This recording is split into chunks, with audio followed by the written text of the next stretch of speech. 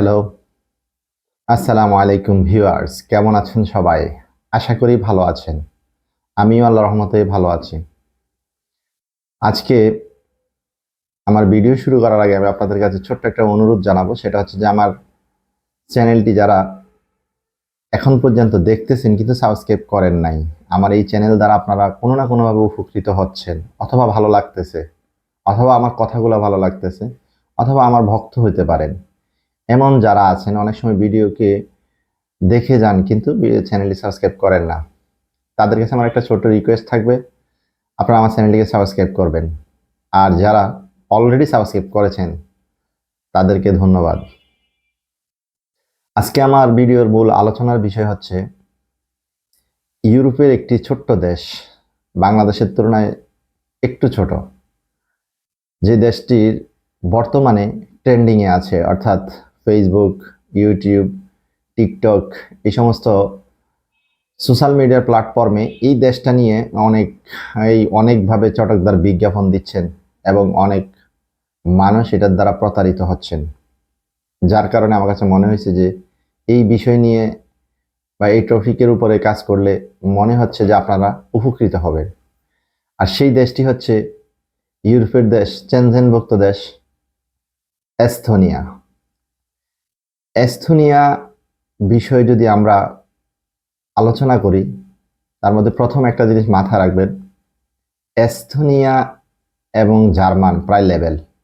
মানে কি বোঝাতে চাচ্ছি সেটার অর্থ হচ্ছে, জার্মানের যেরকম সহসায় কোনো মানুষ গিয়ে সেট হইতে পারে না, ঠিক এস্তোনিয়া তো সেম বিষয়। এস্তোনিয়া এতটাই ডিজিটালাইজ হয়েছে যে এস্তোনিয়ার সকল কার্যক্রম ডিজিটাল সিস্টেমে চলে। তো এস্তোনিয়ার বিষয়ে দেখি যে অনেকেই বিজ্ঞাপন দিচ্ছেন যে ওয়ার্ক পারমিট নিয়ে এস্তোনিয়া যাওয়া যায়, এস্তোনিয়াতে ই করা যায়, এস্তোনিয়াতে ওই করা যায়, মানে এরকম অনেকগুলো বিষয় নিয়ে অনেকেই কথা বলছেন। অবশ্যই এস্তোনিয়া সুন্দর একটা দেশ, ওয়ার্ক পারমিট নিয়ে যাওয়া যায়, সেটাও ঠিক। তাহলে প্রশ্ন হচ্ছে যে কারা যাবে? আমি আপনাদেরকে, এবং অনেকেই এই বিষয়টা আরো বলেন যে এস্তোনিয়াতে ভিসার রেশিও মানে 100-এ 98%। আপনারা ইউটিউব ঘেটে দেখবেন, আপনারা গুগল সার্চ দিয়ে দেখবেন, যে দেশের রেশিও ভালো সেটা দেখবেন। আমি আপনাদের কাছে একটা প্রশ্ন করি, সেটা হচ্ছে যে একটা ক্লাসের ছাত্র যদি একজন হয় তাহলে তার রুল কত হবে? অবশ্যই এক। পাস করলো এক হবে, ফেল করলো এক হবে। ঠিক সেনজেন ভিসার রেশিওর ক্ষেত্রে এস্তোনিয়াতে পুরো বছরে আবেদন করে সর্বোচ্চ 5,000, 2,000, এর বেশি না। তো এইখান থেকে বা আমি দেখি 100-150 মতো আবেদন, তো তার মধ্যে 50-60 জন টিকলে ভিসার রেশিও তো 98% হবেই। ইতালির জন্য যারা আবেদন করে সেখানে 5 লাখ, 10 লাখ, সেখানে যদি 1 লাখও নেয় তাহলে ভিসার রেশিও কোনটা ভালো, এটা আপনাদেরকে বুঝতে হবে। তারপরে যে আসি এস্তোনিয়ার আসলেই কি ভিসা দিচ্ছে ওয়ার্ক পারমিটে। এই এস্তোনিয়াতে আমার এক রিলেটিভ বড় ভাই, উনি থাকেন আজকে প্রায় 13 বছরের মতো, সফটওয়্যার ইঞ্জিনিয়ার হিসেবে গেছেন উনি। তো ওনার সাথে আমি কথা বললাম, উনি যে বিষয়টা বললো যে আসলে এস্তোনিয়াতে সাধারণ ওয়ার্ক পারমিট হিসেবে কোনো ব্যক্তি আসতে পারবে না, এখন পর্যন্ত না। সামনে কোনো সুযোগ আসে কিনা সেটা তারা বলতে পারতেছে না। তো তাহলে কিভাবে যাবে? একেবারে ন্যূনতম যে জিনিসটা চিন্তা করতে হবে, আপনাকে গ্রাজুয়েশন কমপ্লিট করতে হবে।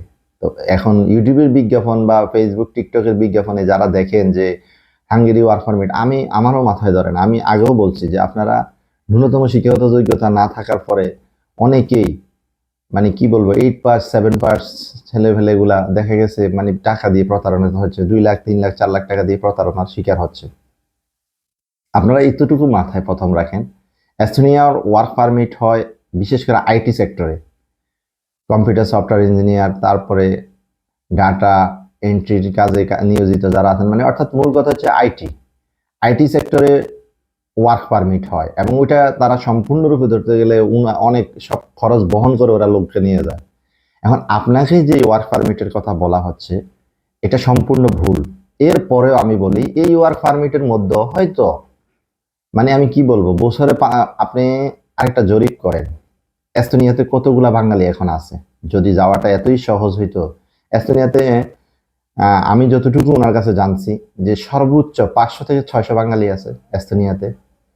এস্তোনিয়ার এতটাই ডিজিটালাইজ যে ওখানে আপনাকে অবশ্যই হাই স্কিল জানতে হবে, অর্থাৎ ভালো ইংলিশ জানতে হবে, ভালো কিছু করতে পারে। এস্তোনিয়াতে আপনি অবৈধ হয়ে থাকতেও পারবেন না। এগুলা আসলে আপনাদেরকে অনেকবারে বোঝানো হয়েছে, বলা হয়েছে, এরপরও দেখি যে অনেক মানুষ। একজন ভাই আমাকে ফোন করছে, ভাই আমি তো এস্তোনিয়ার জন্য দিছি। আমি বললাম আপনার পড়াশোনা কতটুকু? বলতেছে ক্লাস 8 পাস। আমি বললাম কিভাবে দিলেন? কয় দালাল বলছে হয়ে যাবে, সমস্যা নাই, এই সেই। এখন আমি জানি না উনি কিভাবে করবে, কিন্তু আপনাদেরকে আল্লাহ বিবেক বুদ্ধি দিল, জ্ঞান দিল, আপনার জ্ঞানে কি এটা বোঝে না, এটা আসে না মাথায়? আরে ভাই, ইউরোপে তো আরো অনেক দেশ আছে। যদি এটাতে যাওয়াটা এত সহজ হইতো তাহলে মানুষ অবশ্যই এস্তোনিয়াতেই দিত। ইতালিতে এখন যে মানে যেভাবেই হোক বুঝাচ্ছে যে ইতালির ভিসা বন্ধ, বা তারপরেও দেখি মানুষ ইতালির আশায় বসে আছে, পর্তুগালের আশায় বসে আছে। তারপরে যে মানুষ আরো অনেকগুলো দেশ, নর্থ ম্যাসেডোনিয়া, এটা নিয়ে আমার একটা ভিডিও আছে সামনে। তারপরে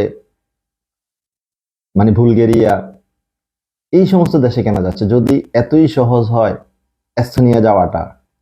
তা আসলে আমি আপনাদেরকে বলবো, আপনারা যারা এই বিভিন্নভাবে কথা বলে, আমি অনেক ইউটিউবদেরকে দেখি, তারা বলতেছে যে আপনি চাইলে নিজে নিজেও আবেদন করে ফেলতে পারেন, আপনি এস্তোনিয়ার জন্য এইভাবে এইভাবে ইয়া করতে হবে, ইন্ডিয়া যেতে হবে না।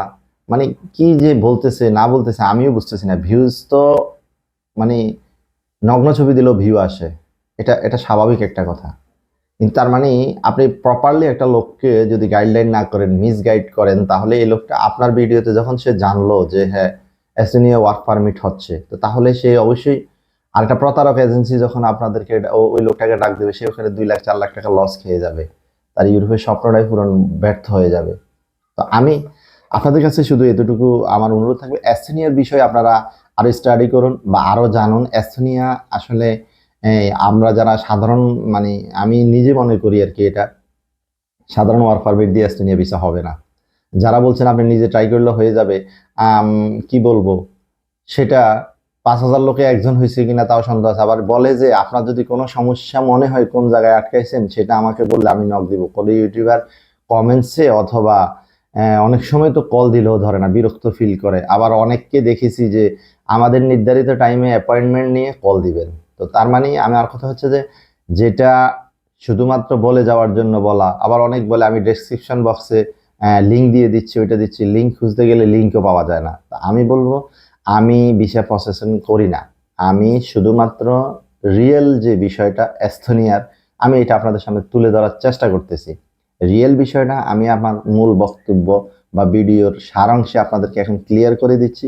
এস্থোনিয়ার ট্যুরিস্ট বিষয়ে যাওয়া যায়, ভিজিট বিষয়ে যাওয়া যায়, যে কোনো দেশেই আপনি বিজনেস করলে, কোটি কোটি টাকা ইনভেস্ট করলে আপনাকে আমেরিকা থেকে শুরু করে সবচেয়ে হাই প্রোফাইলি সিঙ্গাপুর পর্যন্ত বলেন, যেই কোনো দেশের পাসপোর্ট ভারী, মানে যে কোনো দেশে আপনি ইনভেস্টর ভিসা পাবেন, সেটা আলাদা একটা বিষয়। শুধু আমি যে আপনাদেরকে যেটা বলছি, ইতালিতে যেরকম ওয়ার্ক পারমিট অ্যাভেলেবেল হচ্ছে, পর্তুগালে যেভাবে অ্যাভেলেবেল হয়, বা এই সেনজেনের আরো অনেকগুলো দেশে এরকম ওয়ার্ক পারমিট হয়, আবার সেনজেনে কিছু দেশে হয় না।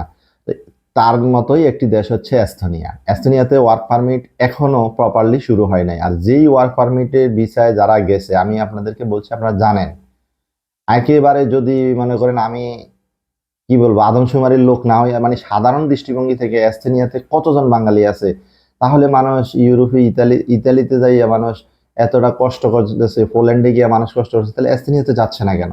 যে এস্থেনিয়াতে যে থাকবে না কেন? আপনাদেরকে এই জিনিসগুলো বুঝতে হবে যে ভাই, কি বলেন, মাত্র 500 বা 700 লোক এস্থেনিয়াতে আছে বাঙালি।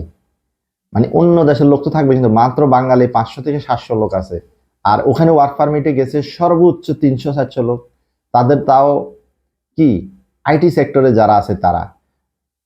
তো এই জন্য আমি মনে করি এস্থোনিয়ার স্বপ্ন এখনো যারা আন্ডার মেট্রিক অথবা মেট্রিক ফেল, ভাষাগত সমস্যা আছে, পড়ালেখা কম, তারা এস্থোনিয়া নিয়ে যদি আপনাদেরকে কোনো দালাল বলে থাকে যে আপনাদেরকে ওয়ার্ক পারমিট করে দিবে, আপনাদেরকে নিয়ে যাওয়া সম্ভব, আপনারা এইভাবে এইভাবে টাকা দেন, এইভাবে ওয়ার্ক পারমিট আসবে, আমি বলবো এস্থোনিয়ার এখনো এইরকম কোনো কিছু আমরা দেখতে পাচ্ছি না। এখন আমি জানি না, আমি তো বললাম 2-4টা ভাই, প্রত্যেকটা দেশে কিছু বাংলাদেশের এমন এমন বাংলাদেশের নাগরিকরা এমন এমন দেশে আছে যে দেশগুলো সম্পর্কে এখন আমরা অনেকে যারা ইউটিউবে কাজ করি তারাও জানি না, কিন্তু এরকম অনেক আছে। তো এই জন্য বলতেছি আমি, আপনারা যে কোনো জিনিস চিন্তা করবেন।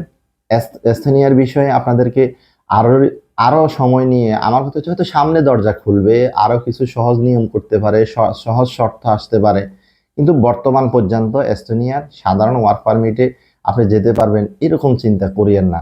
আমি দেখেছি 15 দিনে ভিসা হয়ে যাচ্ছে, গেলেই হবে, ইন্ডিয়া যেতে হবে না, লং টার্মের জন্য নর্মালি আপনাকে ঢাকাতেই জমা দিতে পারবেন, জার্মান এম্বাসিতে, মানে এমন এমন কথা বলতেছে। এখন আমার আমার জানা মতে, আমার চিন্তাধারা মতে, আমি যতটুকু দেখছি বা যতটুকু আমি রিসার্চ করছি, এতটুক থেকে আমি বলতে পারি আপনারা এস্তোনিয়া ছাড়া অন্যদিকে মুভ করার চিন্তা করেন। কারণ এস্তোনিয়া না পারবেন অবৈধ হইয়া থাকতে, এস্তোনিয়াতে না পারবেন ওয়ার্ক পারমিটে যেতে। আপনার এস্তোনিয়ার কিছু বিষয় আছে যে ওরা, আমি তো আগেই বললাম, ওদের সকল কার্যক্রম ডিজিটালাইজ, এখানে কোনো রকম 2 নম্বরই অথবা প্রতারণা করার সুযোগ নেই। তো আশা করি ভালো থাকবেন। আল্লাহ হাফেজ।